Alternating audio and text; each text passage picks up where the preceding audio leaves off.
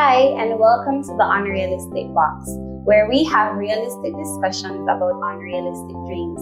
I am your host, Kimberly Allen, and today in studio with us, I have Mr. Hugh Henry. Good afternoon, Hugh. Good afternoon, Kim. Hi, how are you? I'm good. Thanks for having me. How are you doing today? I am well. Thank you for coming. I'm very excited, and I know people out there in Audioland is excited to hear what you have to share with us today. Okay, so first I'm going to ask you to tell me something about you that nobody knows. Oh, something that nobody knows? Yes. Well, for the most part, since COVID, I've taken at least 8 trips overseas when most of the place was locked down. Okay, so was this work or personal? Some of it was work, but mostly personal. Okay. So what do you do for work? For work, I'm a software engineer, web designer, and I also do my own business part-time, photography. Okay, so let's just talk about the software engineer. All right, so how did you get into that? Well, I went to school for it. Went to the University of Technology, and I graduated with a double honors business management and computing degree. And that's when I transitioned to software development with the government of Jamaica at the time. I work for a different government right now, but I still am in the field. It's very interesting to be able to create things that people use and to see how it makes their work easier. Okay, so if somebody would like to venture into the field of software engineering, what qualifications do they need? Well, if you're going to go to the traditional route and get a degree from any one of the universities, for computer science, you need math, you need physics, you need computer science itself. But I've realized they will give an exception to that if you have great math grades or great physics grades. Outside of that, some numerical subject apart from that, so like accounts would help you, or even any other thing that's related to any of those some office procedures, some sort of business acumen. I had principles of business at the time, along with IT and math, and that was what got me in it. But so they do allow other numerical subjects now. Yeah. The point is, you have to love solving problems.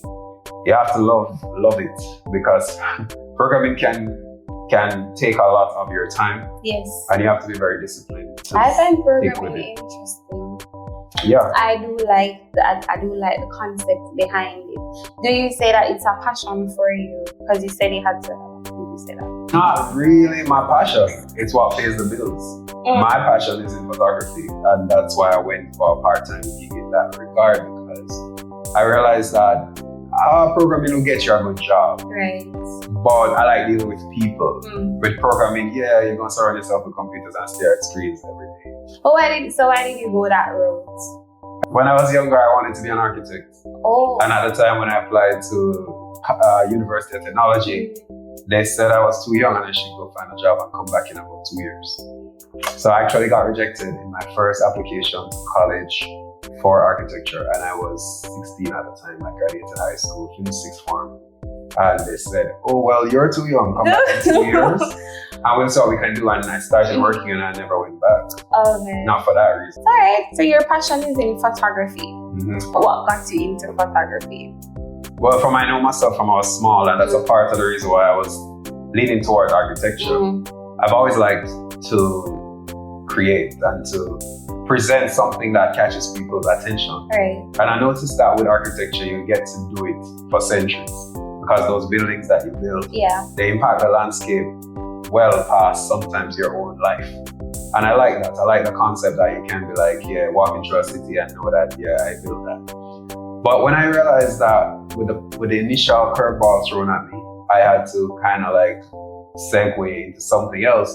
I realized what I really had was an eye for detail, an eye for creative expression in that way. So from I was little, people would ask me to capture events that was happening, like family get-togethers and parties and things along that line. And they would always come in. I remember about 10 years ago, my brother was getting married, and he gave me his phone because, he's the groom. So he gave me his phone and he just said, bro, can you just take some pictures throughout the day for me? Yeah. And I gave him back his pictures at the end of it. When he got the professional shots, he was like, well, my brother did much better than you. He had a real conflict there because he was saying he wasted his money paying this man all this money, and I outdid him.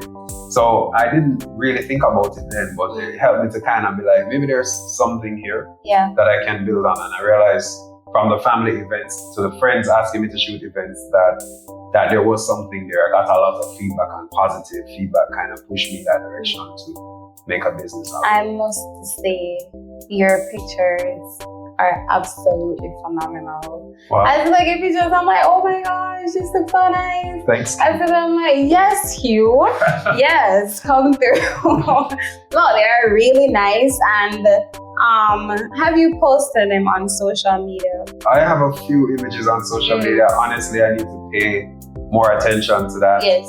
I have a website, so I mainly use the website, and then social media is a secondary place. But I do need to pay attention to that, Kim. I've been promising myself to market myself more, but a lot of business comes to me and market just by word of mouth. Yes. And so I find that I haven't been pushed to put in the marketing effort on social media yet, but I will. You will. Okay, so if you're on Instagram, you said, please let those people know your username so they can go and follow you on Instagram and see these beautiful pictures. Okay, well, my username personally on Instagram is Hughie876 at HUGHIE876. The business is Photography by Hughie, and that is Photography by HUGHIE, and that's the @ handle on Instagram as well. And the website is www.photographybyhughie.com. Okay. All right. So photography is your thing, and I really like that you're passionate about talking about it. So that is very good. So how hard is change? How hard is it for you to embrace and accept change in for whatever me, area? Yeah. And I was gonna say, change is inevitable in life, right? But for me, my life has been constantly changing, and I've gotten very comfortable with being uncomfortable. Because change is uncomfortable, it's scary, it can make you anxious. But when you make peace with the fact that most of life is out of your control, you can plan, and you can only control your direction. You can't control exactly how everything else will play out. But when you make peace with the things you can't control, and change being one of them, you kind of get comfortable with it because it's life. Right. You can't escape it. So it's difficult to make certain changes knowing that all that you knew, where you were planted, how you saw things, is behind you and will be changing. Yeah. I mean, even if somebody said, boy, next week I'm going to get 20 staff members, everybody this week can't work because them are just like, boy, I wonder if it's me, you know? I don't want it to be my friend either. That's so true. It's kind of like, that's how life is. It's going to come. Right. And sometimes there's nothing you can do to prepare. It just, next week when come, and you go and get the list, and then 20 people there, whether you like it or not, I go home. And if you're named upon it, whether you like it or not, you are one of them. And then what you're going to do? The only thing you can control again in that situation is you and your response to what happened. And I realized that most of life is our response to what happens. And so we have to get into that space where no matter what happens, we know and can control our response to it. Yes. I hope that people are taking notes because you are giving some life-changing tips of how to accept change and how to prepare for it. You understand? For sure, that's good. I'm speaking from experience. That's why. So this is the whole reason for this podcast is to prepare people, because I feel like sometimes, they're lost and they need guidance in certain aspects of their lives. So I wanted to create this platform. Yeah. So again, thank you for coming. And commendations for what you're doing with your team. I mean, this platform is necessary, as I said, just like people are seeking to understand the Bible. People are trying to understand life. Yeah. And out of it, you're giving them an opportunity to hear something that could change their life. And that is very commendable. Thank you. I try sometimes. All right. So determine the most important virtue or quality in your life that you strive the most to practice or emulate? The most important virtue in my life is a philosophy I live by, and it's called persistence. Persistence. I believe in hard work, but I also believe in smart work. And sometimes when we're trying, most of the difference with hard work and smart work is you can run in and do it, and you can keep going at it forever. With smart work, it requires a setup. You have to take some time to step back from the hard work and put certain things in place to make it work in a smart way.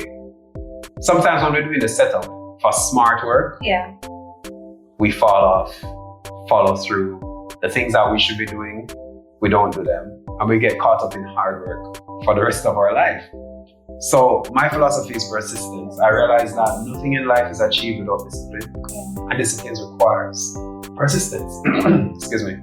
And to be able to keep at a task, knowing the end game, knowing why you started, and that's the key. You know, why did you start this? Why did you start this podcast? Why did you start this idea? Why did you start this company? Why did you start this business? The why is what keeps you motivated and helps you to stay persistent. So I believe I can do all things through Christ who strengthens me, but he strengthens me to stay with the task. So he's given me the strength, but to do what?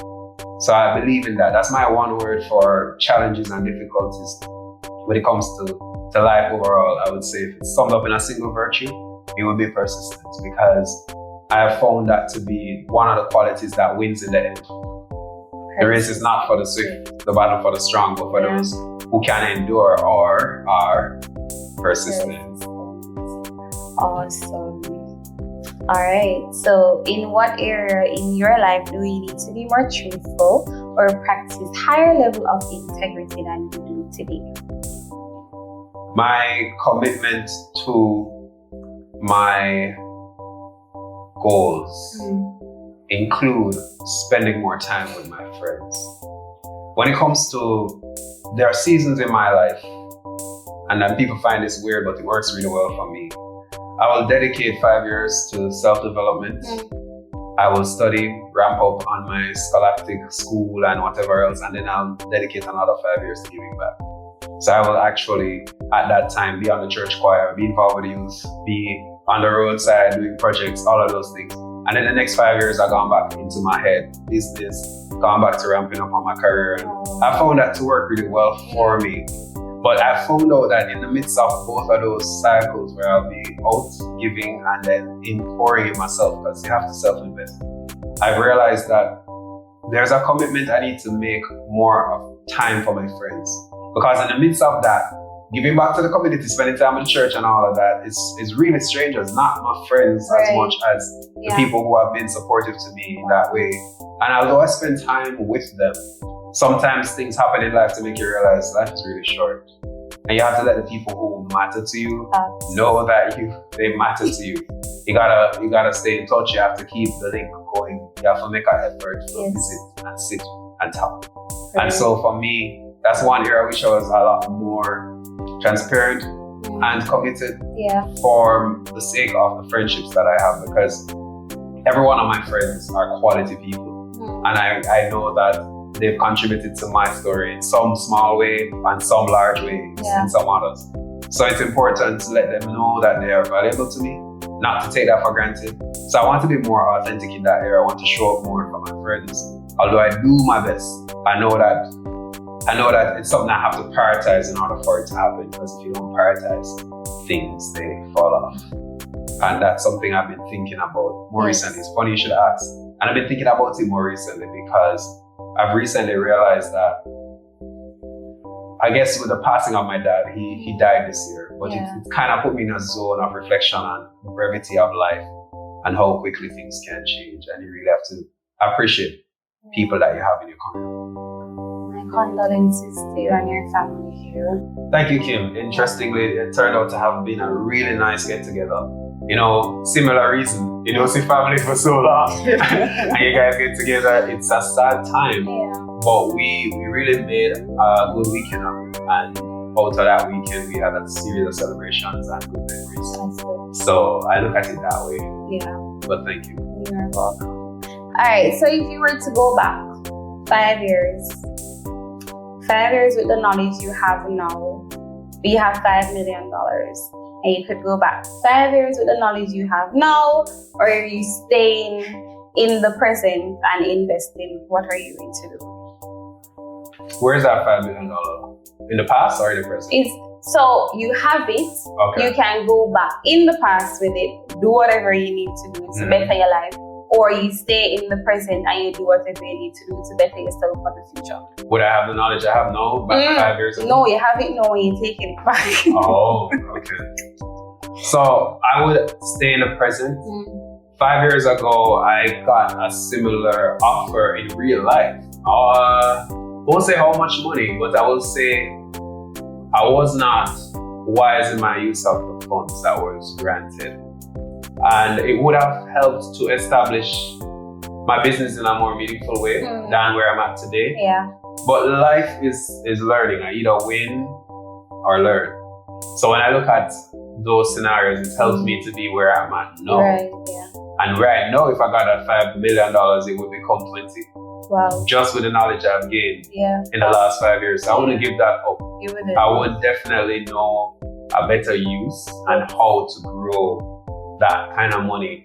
To another philosophy of mine is to make money while you sleep. So whatever business I invest in or whatever ideas I try now for sure are things that make me money while I sleep. And that would be the way that most of that money would be invested now. All right, so let's just talk about it. Passive income. Hugh, what do you do? So I believe in having multiple sources of income. And I guess that you share the same sentiment. Yeah, they can't see me not in my head, I do. So what other income outside of the software engineering and photography do you invest your time and money in?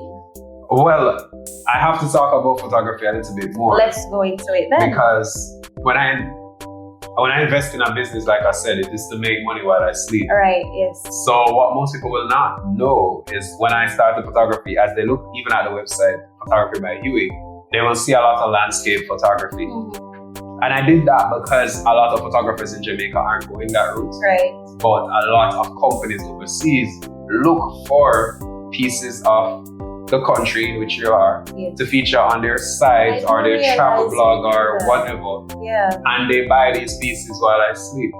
Nice. So that's an angle to photography that I use to actually, I have successfully sold one of my photos, which is now featured on the side of the Jamaican hub in Dubai. Hello.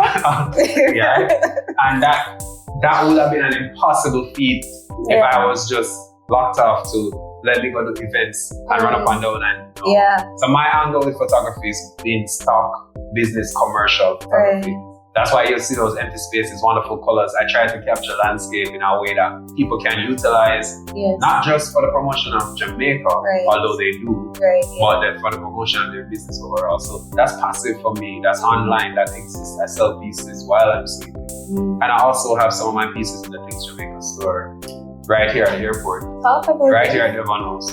I'm not present, but people pick them up and I get a check. It's like, okay, this is sold, that is happening. You know, so that's also something else that happens while I'm not there. So that's how photography passively works for me. Yes. There are other streams of income that I've tried across the years. I've not given up on any of them. I tell you about persistence, right? Yes.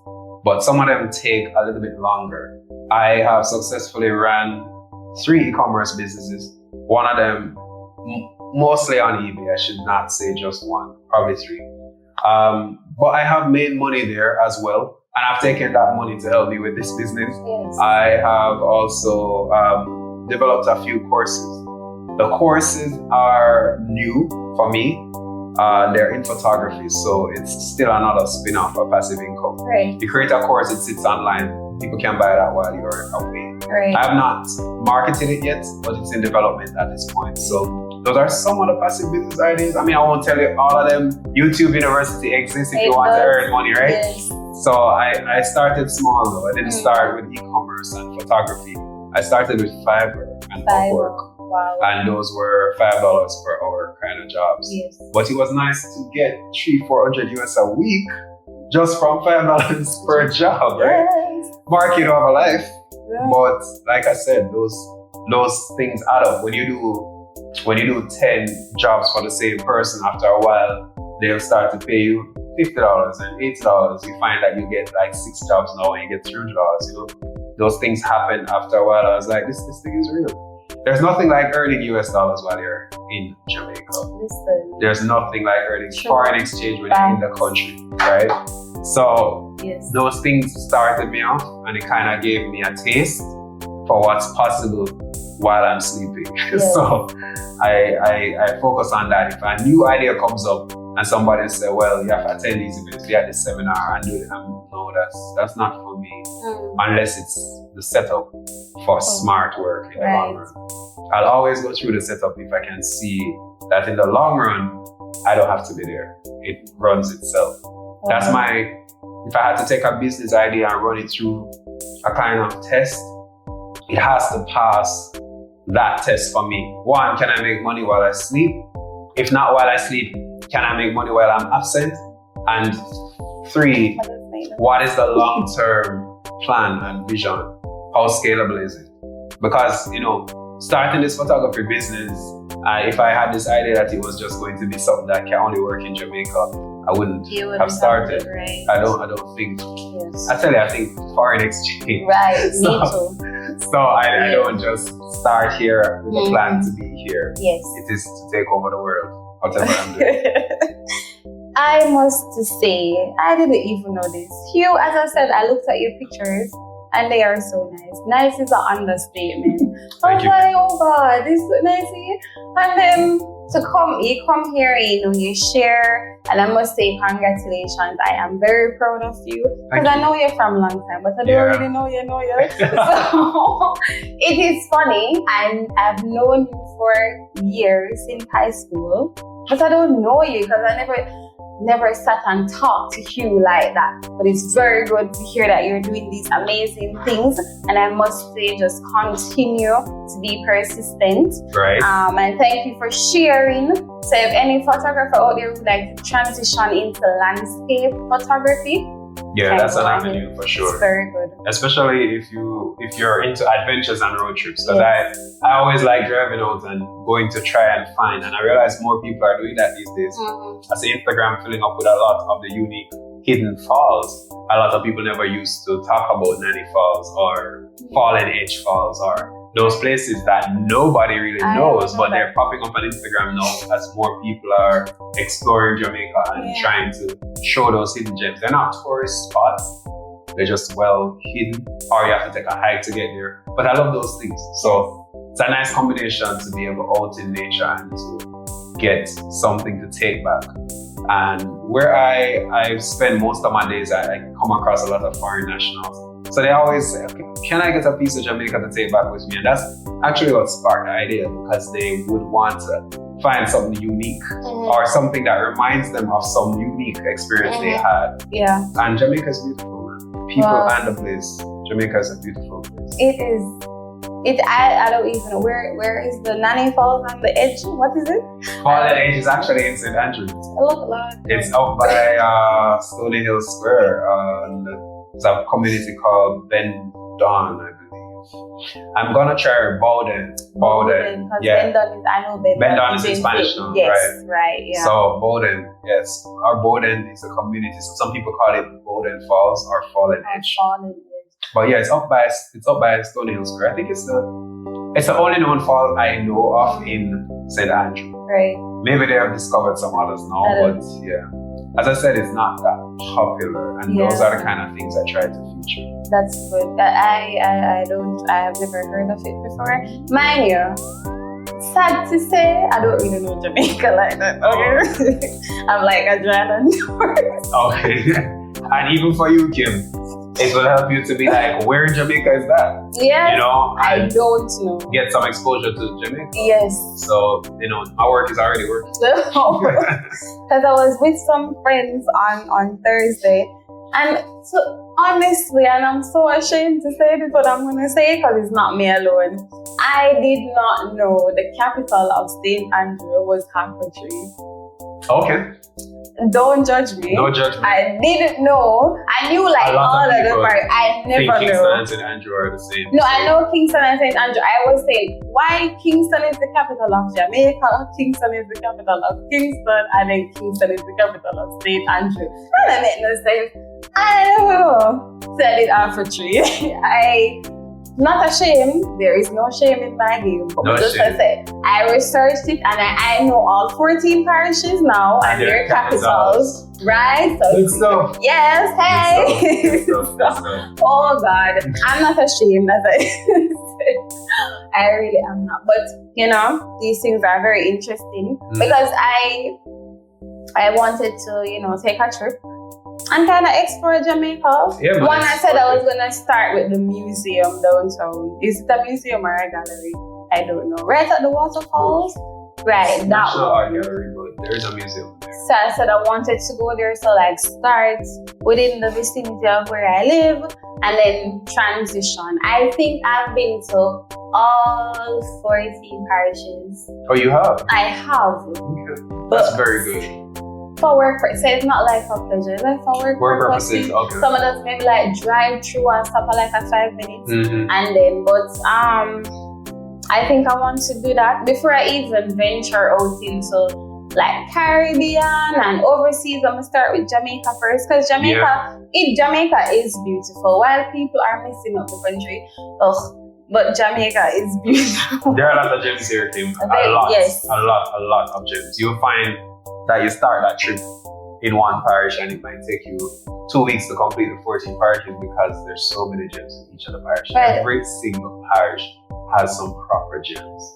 I forgot that Ochi is not a parish.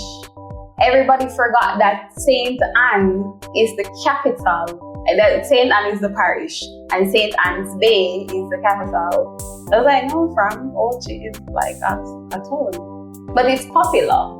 That's what happens when you're a tourist capital. Yeah. A lot of people believe Mobe is the parish. Right. Not St. James. But then then it's not bad because Mobe is the capital of St. James. Yes. While Ochi is not the capital at all. But it's so popular. But right. I knew that. So kudos to me again.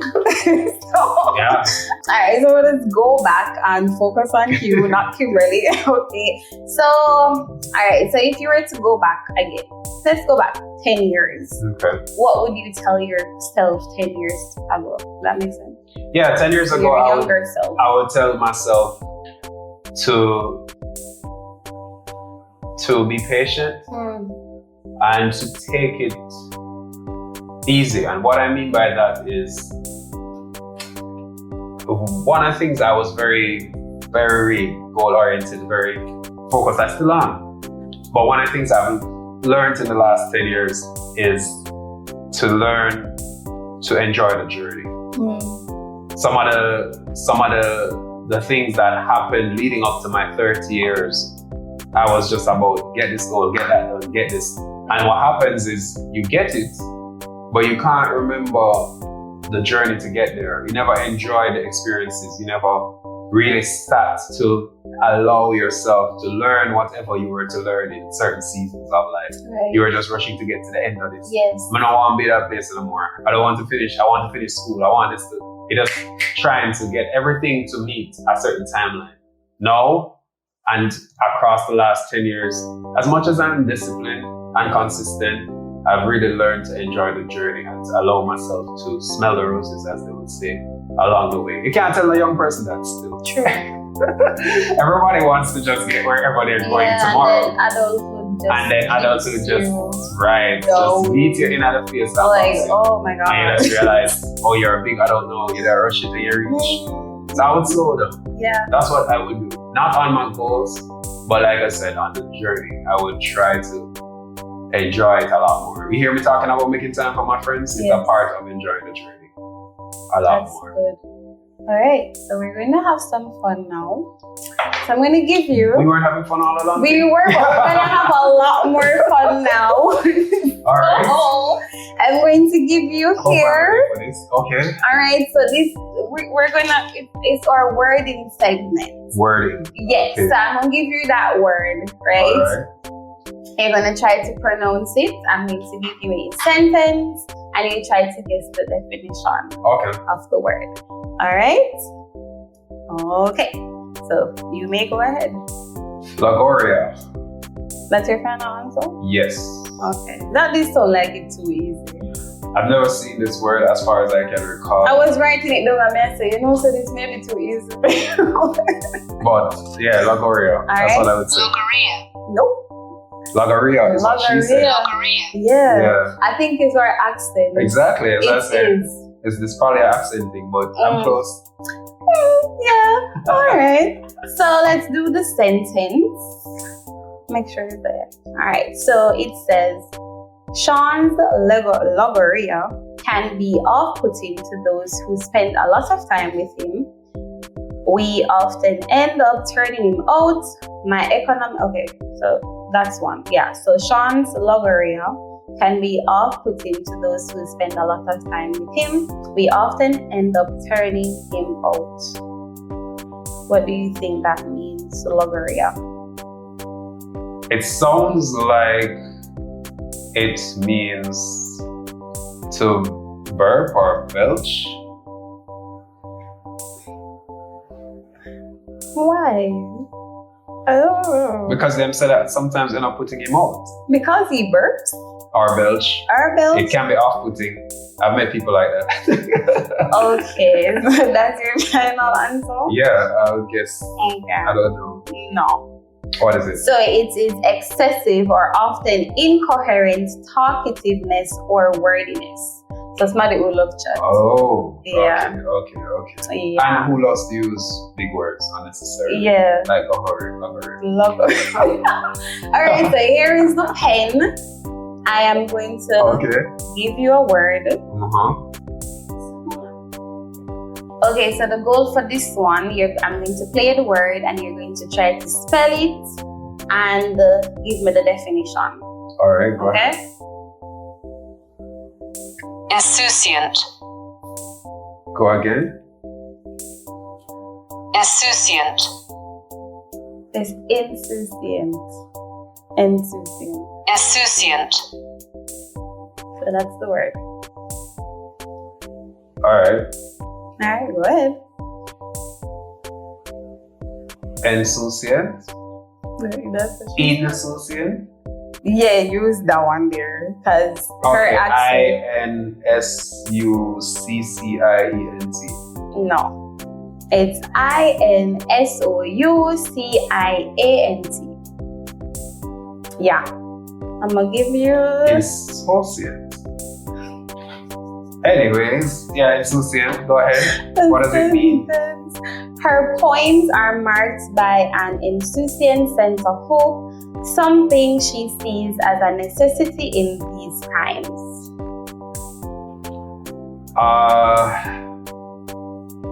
I would say something implied or something that is suggested, like implied sentence or something that you could say intimated, not clearly told, but like the essence of whatever. So it has an essence of hope or an implied sense of hope or... I understand what you mean, but no. No? Okay, so what does it It is showing a casual lack of concern, like, and a similar word to insouciant would be nonchalant. So go again with the sentence. Oh, the sentence? Yeah. Alright, so the sentence says, her poems are marked by an insouciant sense of hope.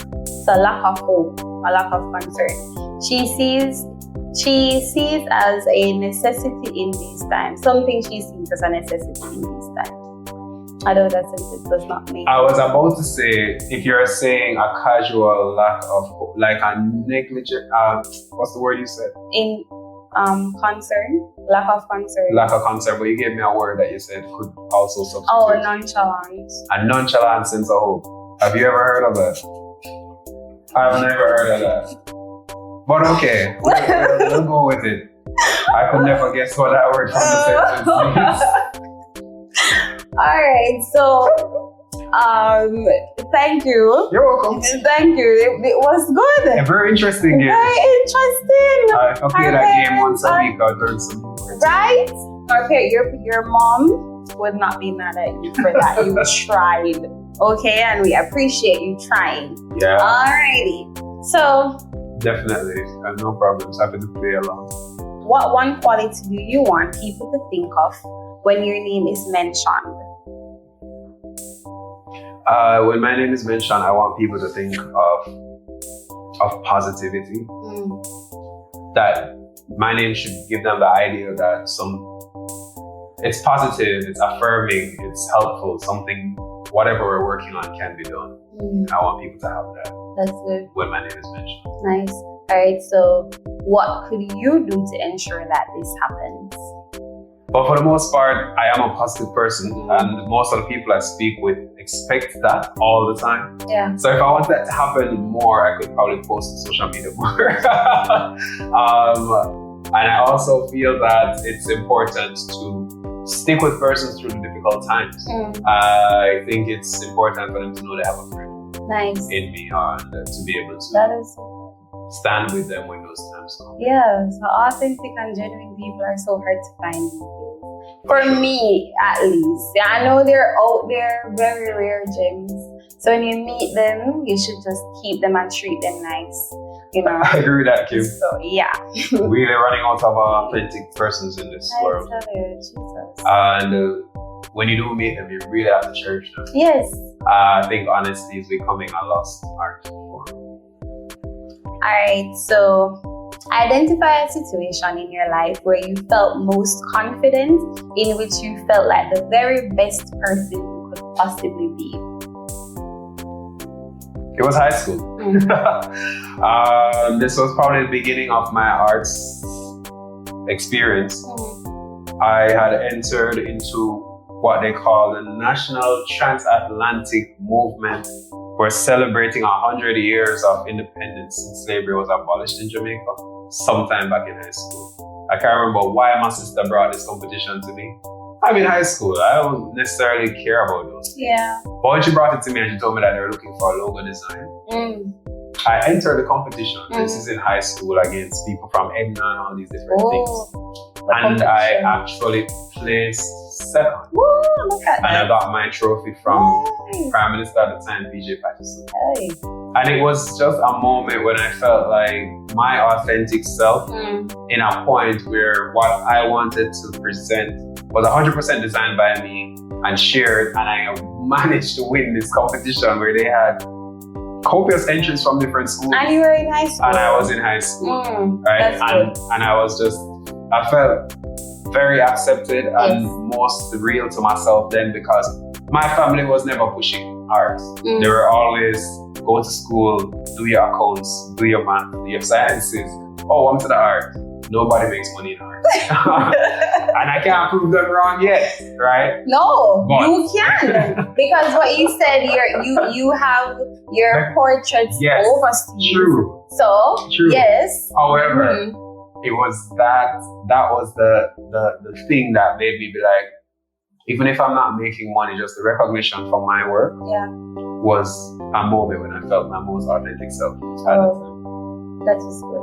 That was a powerful memory. You're just full of so much surprises. I cannot with you. Thank you. That is very good. So, let me ask you, what are we thinking?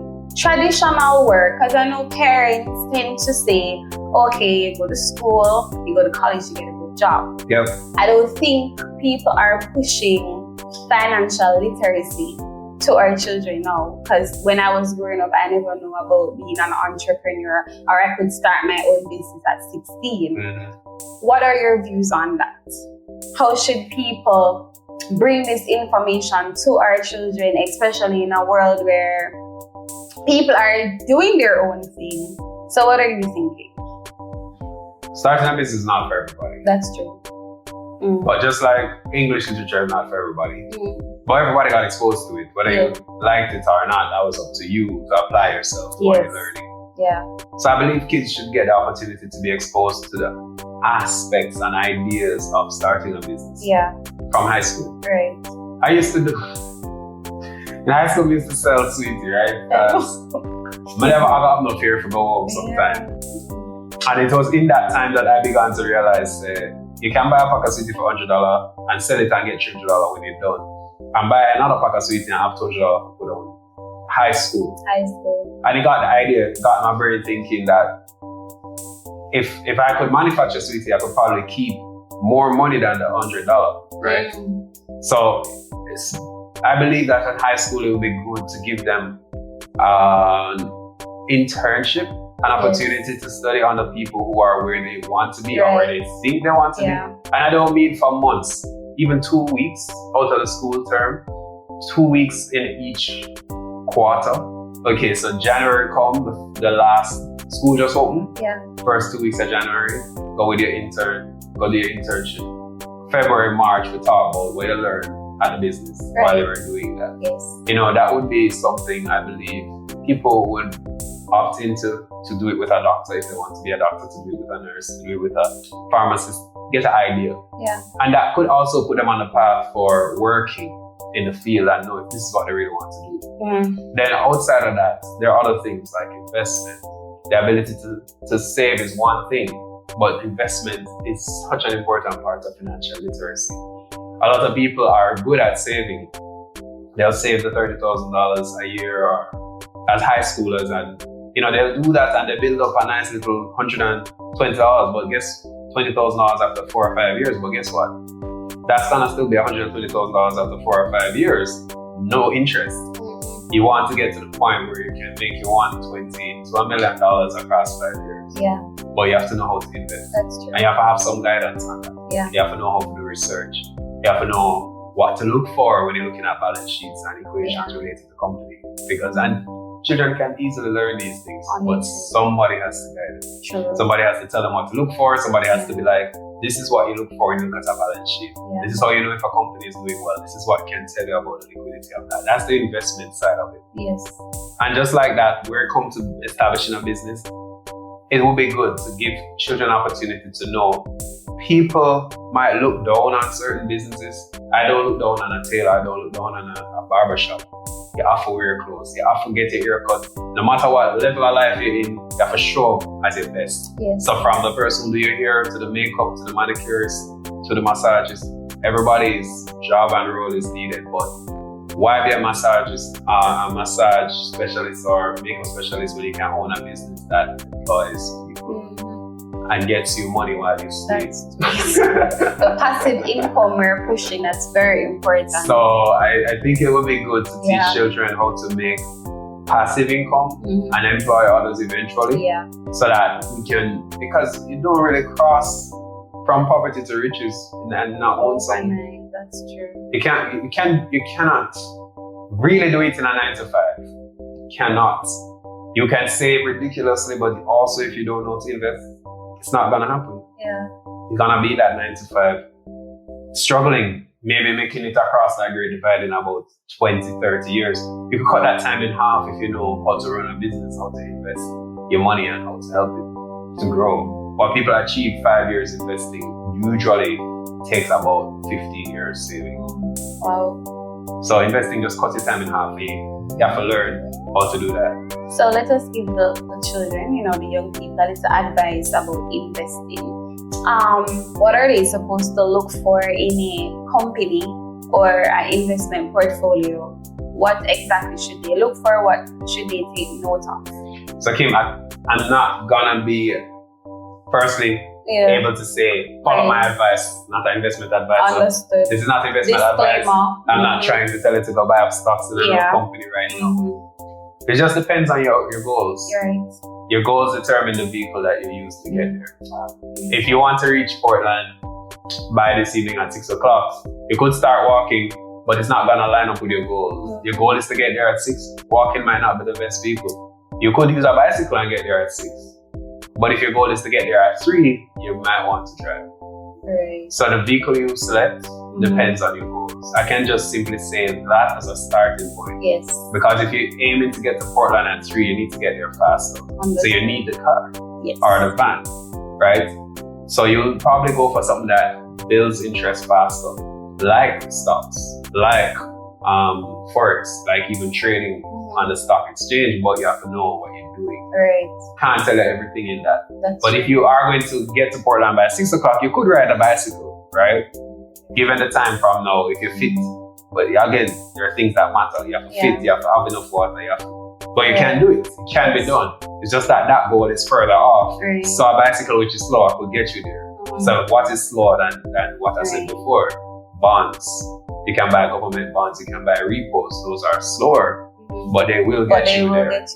Right? They're actually more sure to get you there. Like the bicycle, not gonna break down. Car might break down. Only thing happened to the bicycle is someone to you. Right?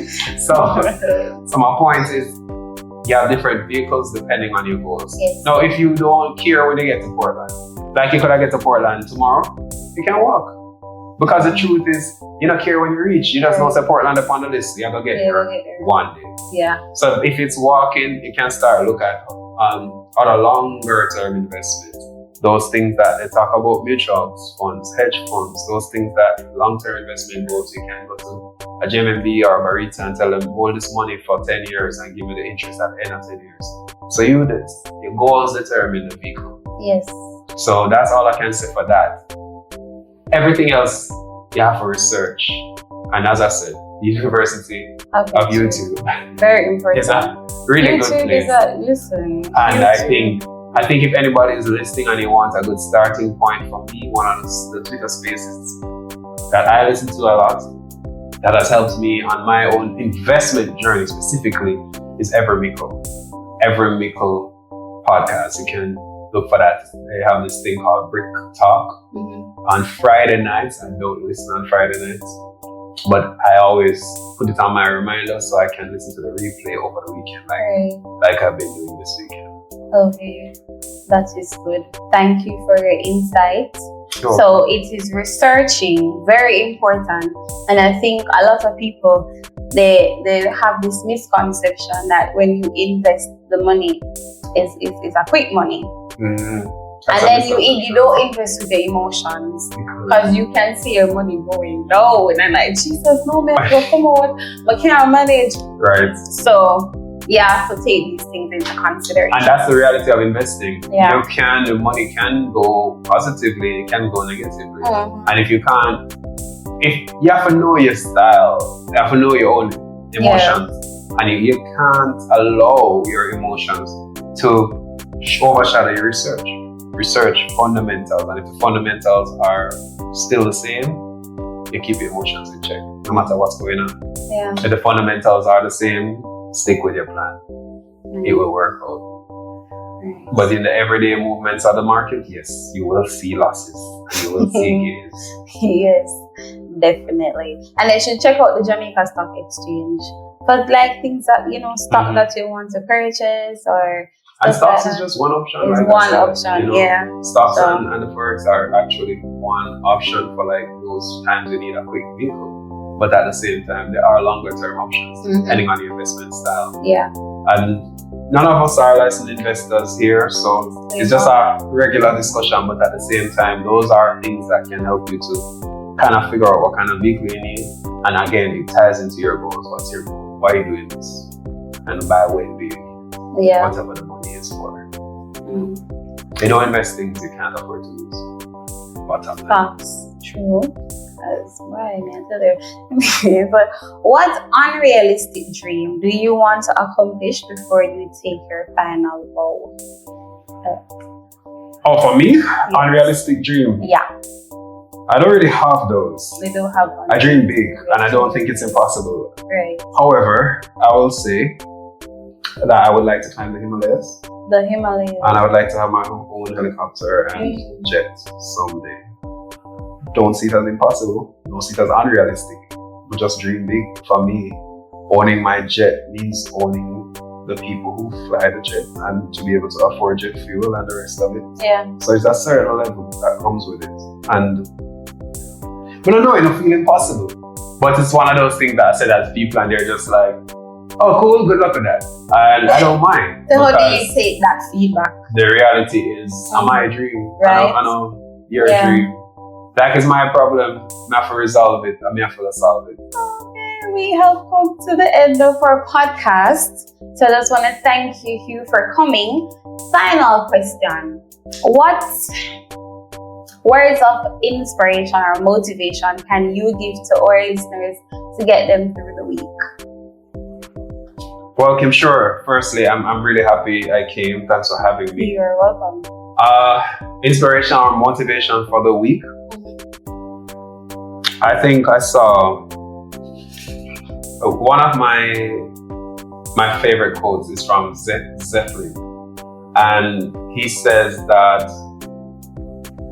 consistency or discipline is like a shower. It doesn't last very long, and that's why you have to take one every day. I would say when it comes to our goals, we have to be consistent and disciplined. Yes. And like a shower,